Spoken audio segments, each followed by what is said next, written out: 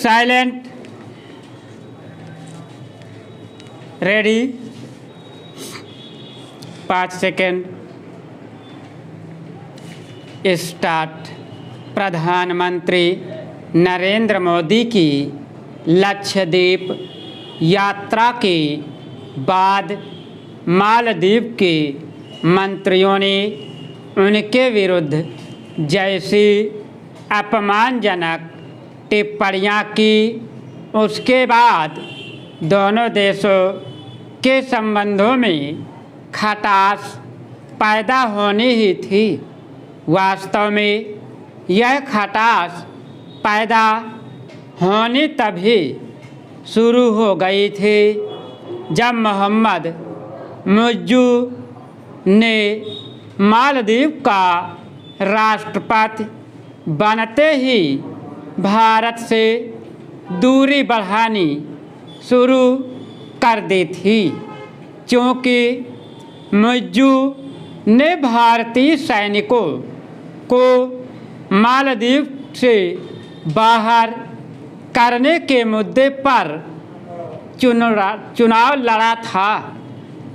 इसलिए यह तय था कि यदि वह राष्ट्रपति बनते हैं तो चीन की गोद में बैठना पसंद करेंगे। अंततः ऐसा ही हुआ।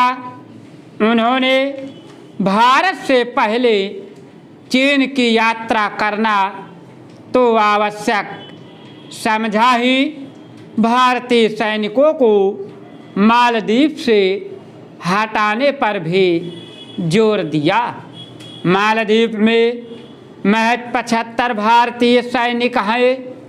ये वहाँ इसलिए हैं ताकि भारत की ओर से दिए गए हेलीकॉप्टरों का संचालन कर सके। इसके बाद भी मुइज़्ज़ू ने ऐसा दर्शाया जैसे भारत ने उनके देश में सैनिकों की कोई बड़ी खेप तैनात कर रखी है, क्योंकि वह भारत विरोधी भावनाओं को उभार रहे थे। इसलिए उनके सहयोगी भी उसी रास्ते पर चल रहे थे।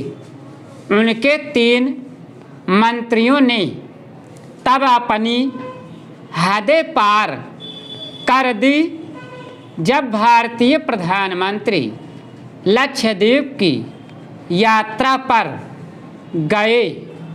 भारतीय प्रधानमंत्री ने हाल की अपनी लक्षद्वीप यात्रा में ऐसा कुछ नहीं कहा जो मालदीव के खिलाफ हो, लेकिन पता नहीं कैसे वहाँ के 3 मंत्रियों ने ऐसा ही समझ लिया।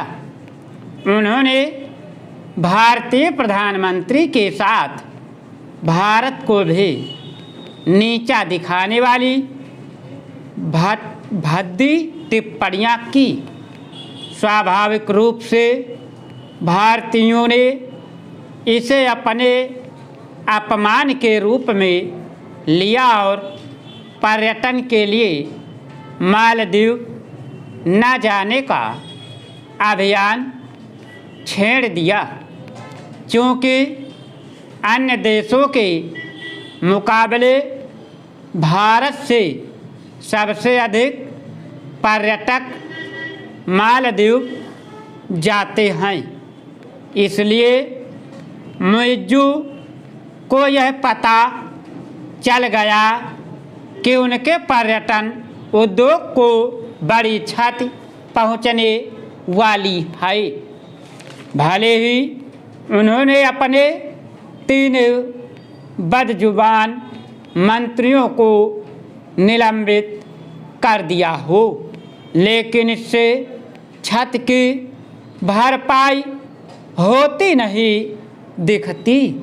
इसलिए और भी नहीं क्योंकि वह अपनी चीन परस्ती का खुलकर परिचय दे रहे हैं। मिर्जू की बीजिंग यात्रा के मौके पर चीन ने जिस तरह यह सफाई दी कि वह मालदीव को भारत के खिलाफ नहीं उकसा रहा, उससे यही पता चलता है कि वह ऐसा ही कर रहा है। स्टॉप। अगर तुम लोग नए हो तो सब्सक्राइब करो, वो जो लाल वाला बटन है उसके साथ सूर्य नमस्कार करो या फिर अनुलोम विलोम, मुझे नहीं पता, बस क्लिक हो जाना चाहिए। अब मैं